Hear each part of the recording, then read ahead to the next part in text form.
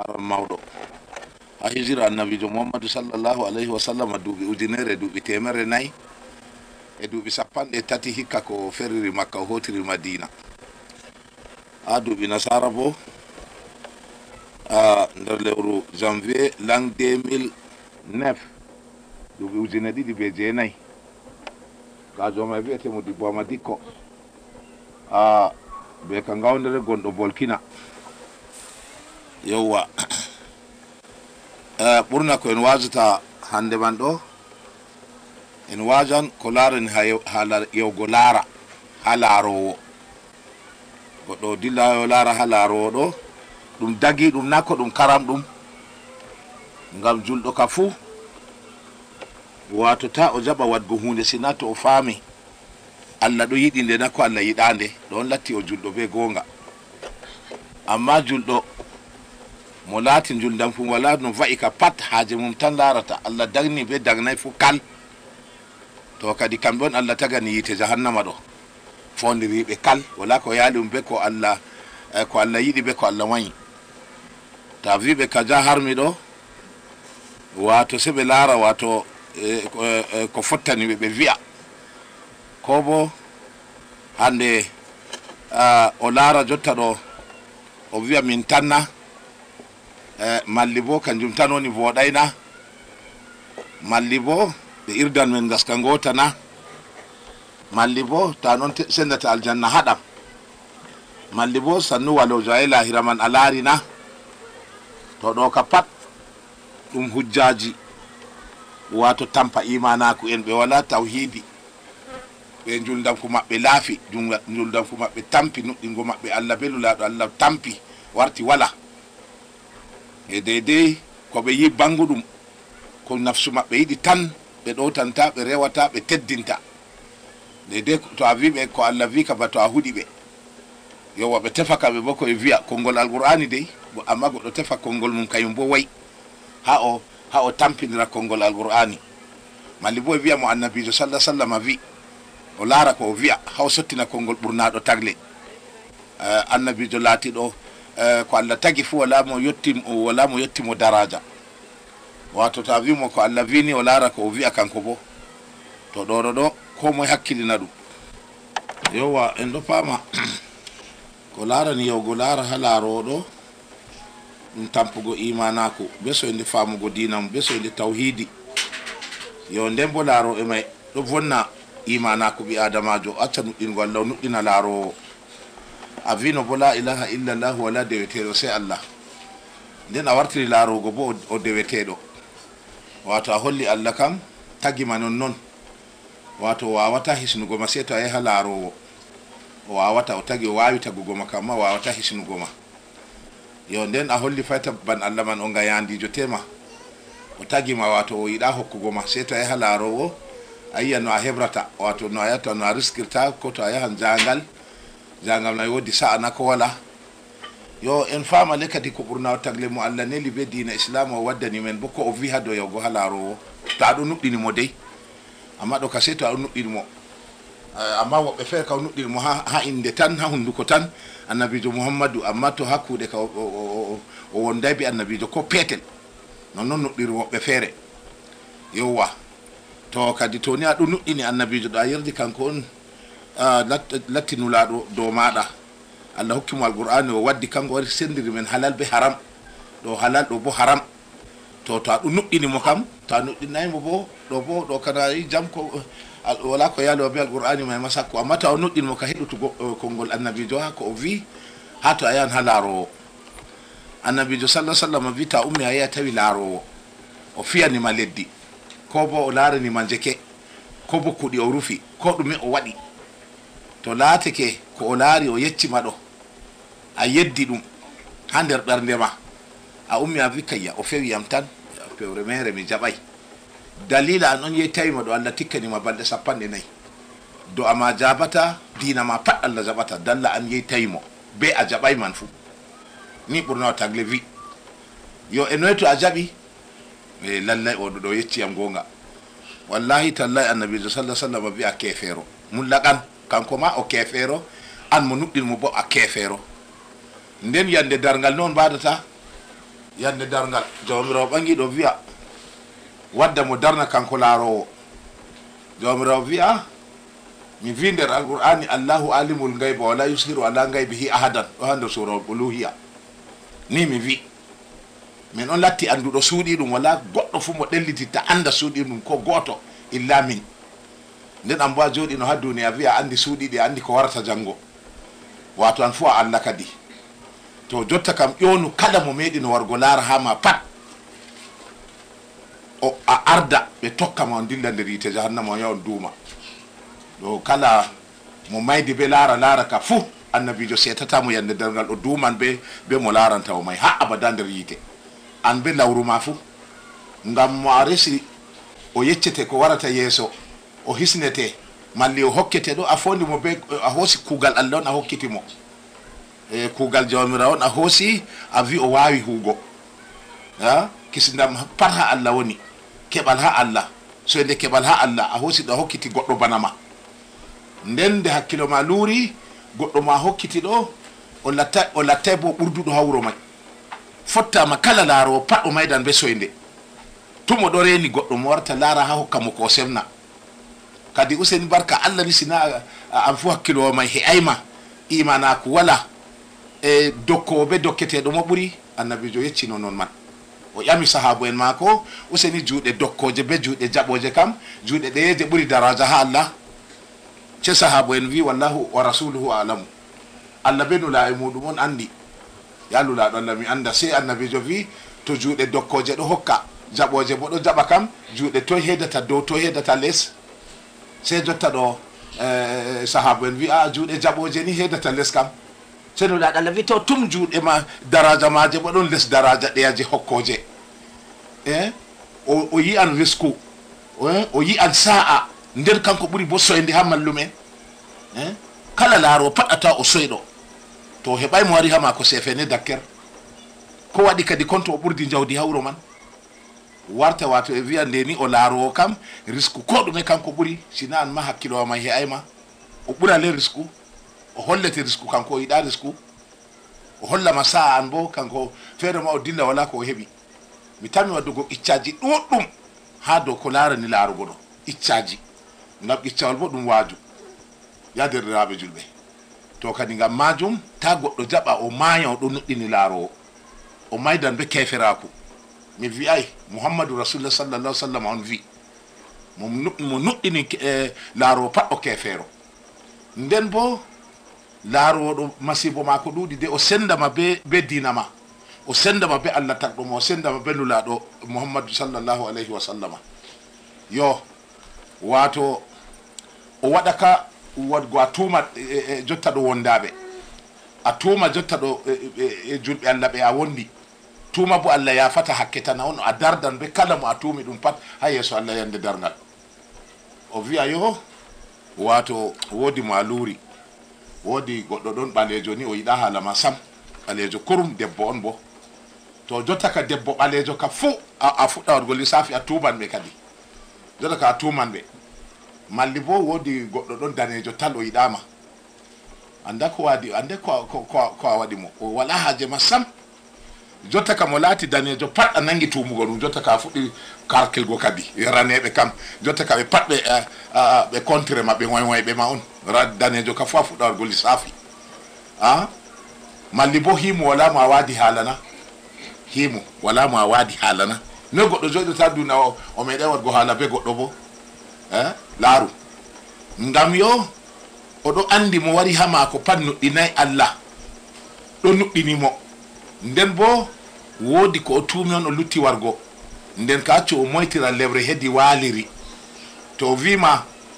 ɗo na mere ko a fergi on a yaha wimo fergere ɗo ka jambo o andi a nuɗɗinayi allah on waɗi a nuɗɗinayi fergere may waray daga ha allah jotta kam siiri on waywayɓe on heɓri ma a fergi yo se o wiyama lallay bo kay amma woodi risque ma horrema towndi ay ɗo ɗum yewre on a yewanno pal on ɗo kam kay a waɗi samande a wari se yawa en kalma kuugal maako ɗo sina noon haɗata ha yewre ɗo goɗɗum bo waran ɓawa ɗon fayin o andi mo wari ha maako funa ɗum goɗɗo allah ɗum goɗɗo maako ko wi ɗum fu jaɓan nden bo nuɗɗinayi allah on waɗi wari nden bo tuumino tagle Allah non waɗi wari acca o tabitina tuuma man deydey o wiya no nde o mallum Allah ɗo wi mo nuɗɗinayi hoddurore mum pat o jaɓata dewal mum ha imanu jeego ɗo na kanjum latti jeegowol a nuɗɗina Allah a nuɗɗina malaika en Allah a nuɗɗina depte Allah jippinaɗe a nuɗɗina bo annabo en ɗo ɓe depte men jippi dow maɓɓe a nuɗɗina bo dargal daran nden a nuɗɗina hoddurore bo hayrumare be sarrumare kaɗɗumare be dakamɗumare laarowo pat haɗi nuɗɗingo hoddurore ɗo nden to a nuɗɗini joyi a sali gotel ni dina ma wala ha Allah wato o andi jotta ka nuɗɗinayi hoddurore on waɗi a wari ha maako sey o hollama ɗo namere o matti hordema towde yande wade kam watte ma e gona bote haala ma no a yerdirta goɗɗo bana ma o hollete hoddurore nda hoddurore kaja ɗo wara heɗɗo akkutu darugal ni wato hollete hoddurore kanko o ɓuuri hoddurore may kadi o ɓuuri ɗum na a resi kanko o ɓuuri ha o sappama hoddurore hallunde ɗo wara ɗakkita nden to a yahan jangal ɗon a yahi a wi a ƴanmo jangal wodi sa'a na to o wima sa'a wala ni jangal ɗo ngal hersinwal ta wurtu a jaɓan jaɓugo ma ɗo ɗum masibo manga on hama wato mi yatama ha wiya no ka warata wato mi yataman ha wiya hoddurore Allah may no wardata kadi malli bo nda ko titima to amma ko debbo ɗo to a te'imo wato wala o hersinde on hama to mi te'atamo kadi ha mi wiya no ka warata moy a wi ha yiya no ka warata ɗo Allah mo tagima dey Allah na ɗo wiya ɗum ha yiya no ka warata laaroɓe ɗo na wiyama way ɓe yeccata gonga ɓe ɗo yecca gonga fototira non man sa'i feere bo latta pewe mere e gonga maɓɓe ɗo gonga may nga tikkanaga batto goɗɗo yari mbal haari ko bo ƴakkiga duru haari ko bo o jeeni ha o sabti haaje ka humti amma aɗon nder tikkere Allah ko fototiro yeccima gonga yeccugo ma gonga man ɗo sottinan ko Allah windani mana yeccugo ma gonga man ko fototiro yecci gonga o waddante hayruji Allah muyanayi mana ko mallinga o yecci fototiro yecci gonga ɗo o duñante sarruji Allah muyanima wato laaroɓe ɗo mo nuɗɗinɓe pat ɗum famɗa imanaku en ɓe juldanku maɓɓe famɗi tawhidi maɓɓe wala kamɓe kadi ɓe wala tawhidi sam mo wala tawhidi bo no widata ɓe jawmirawo wade bo ɗo wara to kadi ngam majum en mbi en waddan iccaji ɗuɗɗum hako larani haala laarugo amma fuu sey mo Allah handiti dey ngam wiyama wajuɗo ɗo latti ba yende to yoofi ɗo toɓan dow maayo toɓan bo dow leddi toɓan bo dow hayre tapare e to yende man toɓi dow maayo ɗo gaajo waji dow jawmu andal ko gaajo wi fu jawmu andal bo ɗo jooɗi heɗita o andi haka woni ha deftere andal hawti be andal e to yende man toɓi dow leddi bo ɗo bo wato ndiyam may ɗo masa nasta nder leddi ha ndi ɗigga ndi warta loope ɗo bo gaajo waji muminijo ata o hultora o sanja kuuɗe maako jotta kam wajugo ɗiggini ɓernde maako ha hanjuldam ko ha imanaku e to yende toɓi dow tapare bo ko balɗe temerre yende ɗo toɓa tapare ɗo ɗiggata warta ba loope kam dow mare tan sofata ɗo bo noyi ɗo bo gaajo o waji dow laskuku aju mo wala geɗal lahira wato dede ko gaajo ma wi fuu ɗo sala sera noppi tan o sanjata nga o nani waaju ngam annabijo wi goɗɗo yiite o fotai accugo kugal ngal yarata mo yiite ɗo ɗo tabiti dow magal ha o ma o naata yiite man Allah sen ɗo reenu en to kadi en gaddat qiccaji ha ko larani laara Allah handuture be qiccaji man ha ɗo wato min tawi qiccawol man ha deftere feere yewwa kanjul akhbar inde mare kanjul akhbar wato siga habaruji ni inde deftere may goɗɗo feere wato jawmu jawdi ɓurna fu maral mako bo nayi on o mari nder bo ɓinguel gorko gotel tan o dañi ɓinguel goo ha mawni yetti duuɓi no gas sey ajal nangi baba go maayi leddi ma pawla ko yetti baba man nayi nden ɓinguel go ummi dilli ha walojo ɗo kanko ka Allah riski mo to o laari hunde ni o ɗo yecca tan na woy se to fi leddi na noy o laarto o laari goɗɗon Allah hollan mo ko woni ha maako ɗo bo Allah ɗo yeɗa ɗum jeyaɓe Allah na woy i'u ha ɗo malli bo fiya leddi moyta malli noy a'a kanjum ka haramun amma mo Allah tagdi be man na Allah on yeɗi mo to walojo ɗo ha wuro man nde baba go maayi se suka go ummi ha walojo go nde walojo go laari mo wi ka Allahu akbar aye jurub ɗum a roni risku baba mama ha sala a ɓuran babirawa ma juutugo balɗe ɓe ɗuɗugo risku Allahu akbar ni oɗo wiya oɗo laara mo oɗo yecca banni jam o laari moƴƴere nde hokki walojo go waɗanimo do'a o dilli se jotta ɗo debbo jawarjo wangi wato debbo jawarjo wurtitegal muɗum boɗɗo ɓeɗo wali dira ya muña ɗum se o nani habar laarowo ɗo bo ko o yecci goɗɗo fu kas non man se o wiyacce o laara debbo ɗo ɗum horrejo mako na ha yo muña o arti o yo muuyi debbo ka jaɓi makadi andi debbo yiɗi derke jawmo jawdi machine nda nder kako nda seede o muuyi debbo ka dari mo kas ɓumato ɗo dira do debbo suɓi mo andi o ɓi jawmo jawdi o jawmo jawdi jo kanana o ɓi kadi na o roni ɗum pat jam se o wiyacce o yaha laaro o ya laranamo o loray ha walojo go o dilli ha laaro fii leddi wi way taɓadu ɗo to a te'imo bako lebbi 12 aɗon lahira ɗo wato se to o suddi worɓe ka jami yejiti limgal ngal laaro may wimo nden luttuɓe dara mo te'imo fu nduɓu o wi to debbo nelli reni siriw o sali wargo goɗɗo wari ɓangi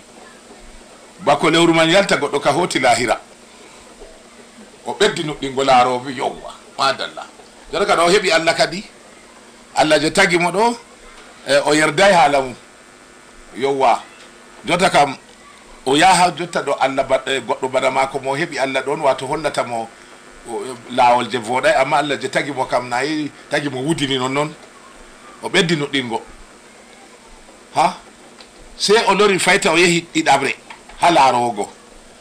laarowo wimo hikka ɗo awre voɗan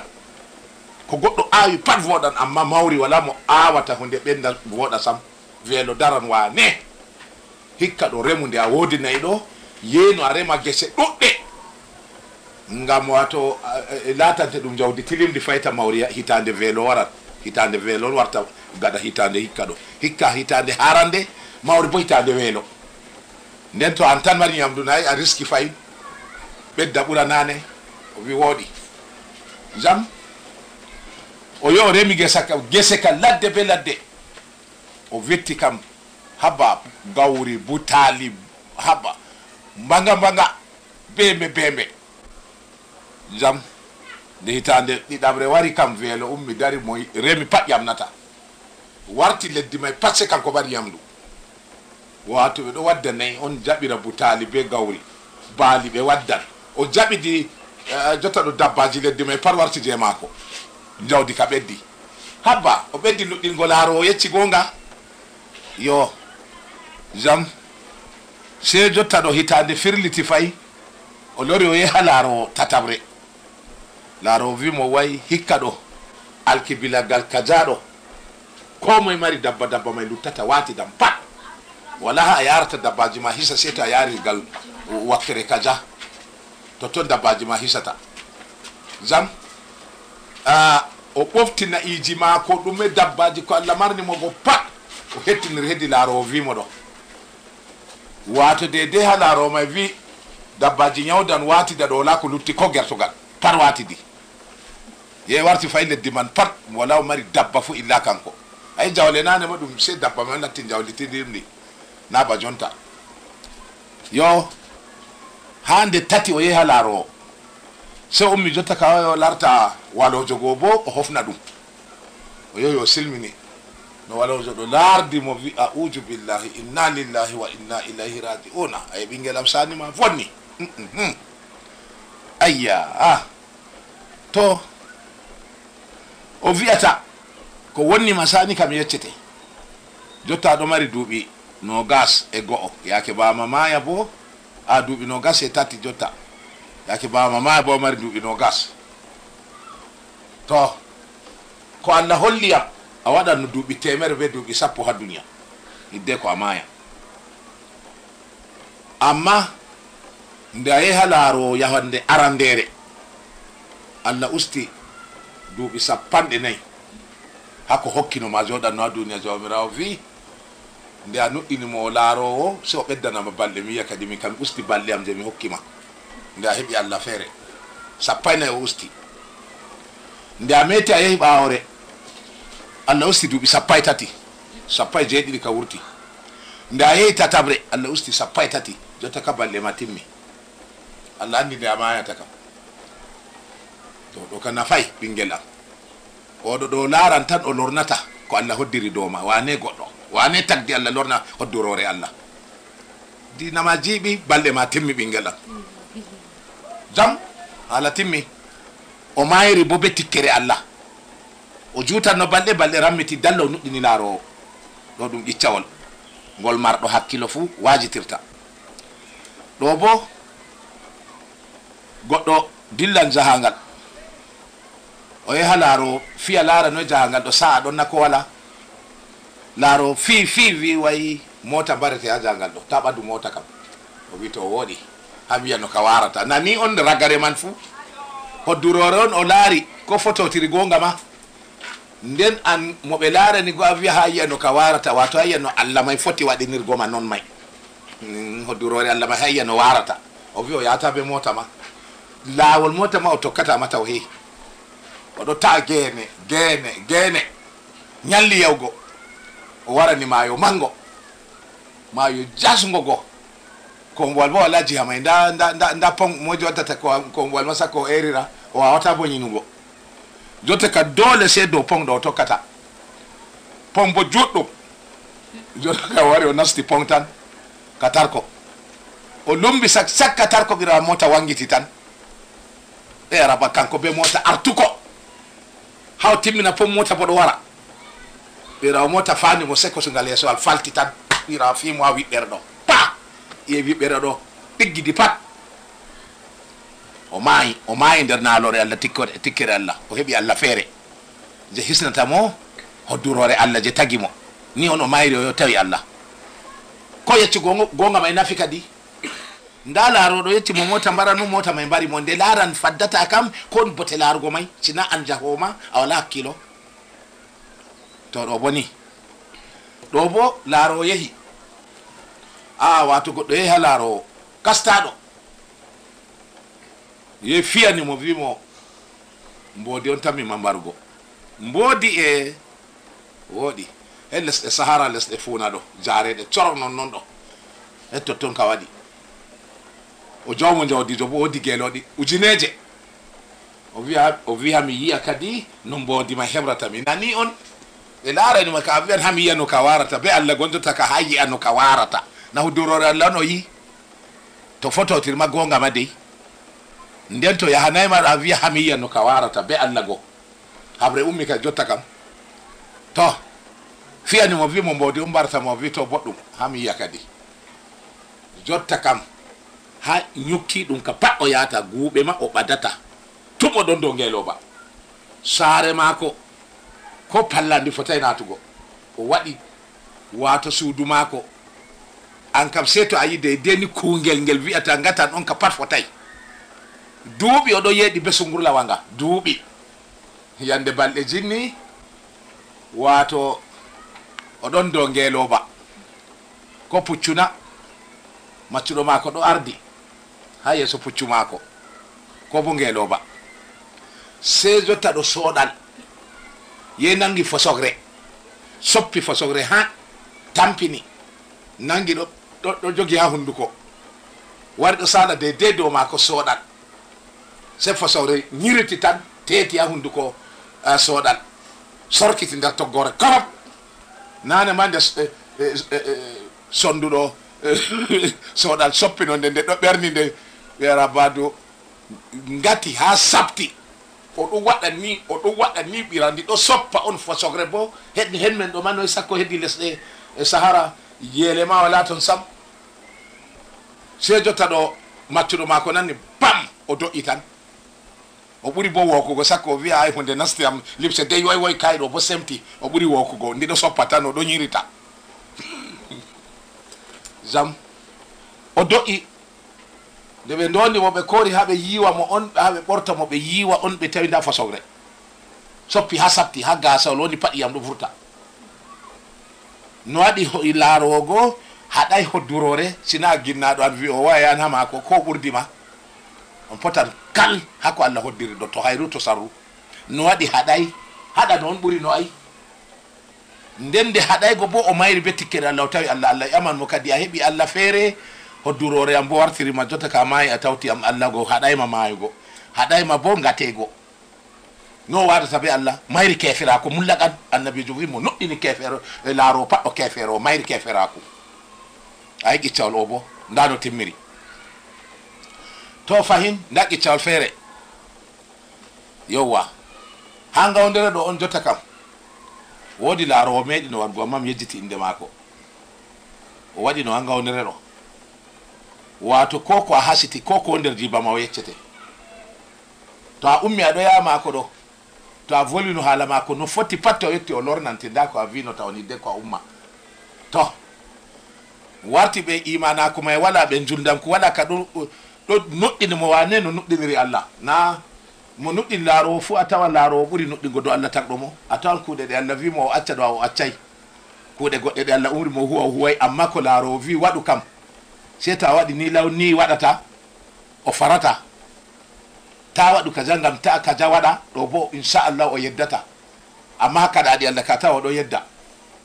mo nuɗɗini laarowo fu laarowo ɗo ɓuranan mo Allah mo tagi mo